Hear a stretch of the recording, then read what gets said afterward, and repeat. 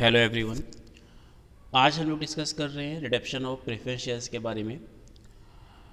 There are two types of shares, first equity shares and second preference shares.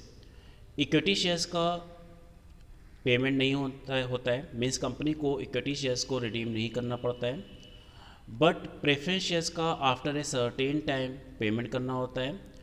और company act 2013 की section 55 में कुछ provisions बताए गए हैं कि जब भी प्रेफरेंस शेयर्स का रिडम्पशन होगा तो उतनी ही अमाउंट के न्यू शेयर इशू करने पड़ेंगे या उतनी ही अमाउंट का CRR कैपिटल रिडम्पशन रिजर्व बनाना होगा, और ये लीगल फॉर्मेलिटीज़ पूरी करने के बाद ही प्रेफरेंस शेयर्स को रिडीम किया जा सकता है।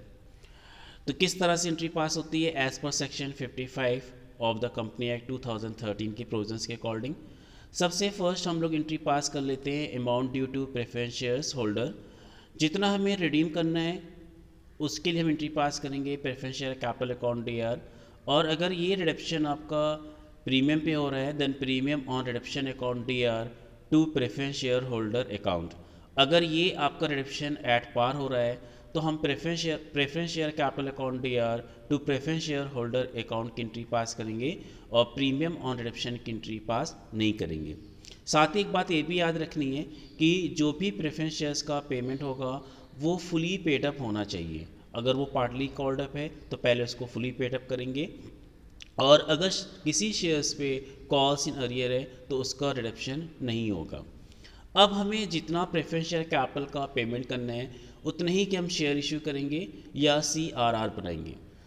अब अगर हम शेयर इशू कर रहे हैं यहाँ पे इक्विटी गिवन है, इक्विटी भी हो सकता है और प्रेफरेंस भी हो सकता है। अगर हमने शेयर इशू किया तो एंट्री होगी bank account DR to share capital, और अगर हमने प्रीमियम पे शेयर इशू किया bank account DR to share capital to security premium reserve account. अगर हम शेयर इशू नहीं कर रहे हैं और हम CRR बना रहे हैं तो हमें CRR की एंट्री पास करनी होगी। और ये भी हो सकता है कुछ वैल्यू के हम शेयर इशू कर दें और कुछ वैल्यू का हम CRR बना लें। अब अगर हम CRR बना रहे हैं then entry is the statement of profit loss account, general reserve account DR, dividend acquisition fund account DR, other free जो इतने रिजर्व होते हैं इसको हम डेबिट कर सकते हैं to capital redemption reserve account. यहाँ पे एक पॉइंट ये ध्यान रखना है कि जितना भी हमें पेमेंट करना है उतने ही के शेयर इशू करने हैं या CRR बनाना है, या दोनों का हम मिक्सअप भी कर सकते हैं। मीन्स कुछ वैल्यू के हम शेयर इशू कर दें और कुछ वैल्यू के हम CRR बना लें।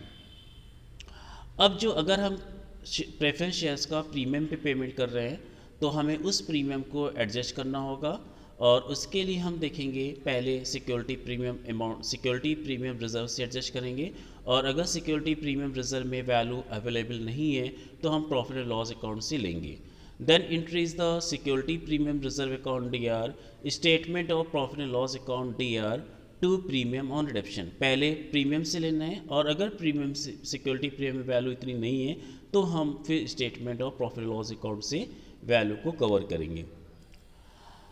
एंड इन लास्ट आपको पेमेंट करना होगा प्रेफरेंस शेयर होल्डर को, then preference share holder account DR to bank account. तो इस तरह से हम प्रोसेस करेंगे प्रेफरेंस शेयर्स का पेमेंट करने के लिए। पहले हम ड्यू की एंट्री पास कर लेंगे, देन जितना हमें पेमेंट करना है कैपिटल का उतने ही के हमें या तो शेयर इशू करना पड़ेगा, ये फेस वैल्यू के अकॉर्डिंग बता रहे हैं, और उतने ही का ये आपको CRR बनाना होगा। जो प्रीमियम और रिडम्पशन है उसका एडजस्टमेंट करेंगे। पहले हम सिक्योरिटी प्रीमियम रिजर्व को यूटिलाइज़ करेंगे और अगर उसमें सफिशिएंट अमाउंट नहीं है तो हम statement of profit loss account से अमाउंट लेंगे और एडजस्टमेंट करने के बाद हम प्रेफरेंस शेयर होल्डर को पेमेंट कर देंगे। आई थिंक ये कॉन्सेप्ट क्लियर हो गया होगा। Okay bye, have a nice day.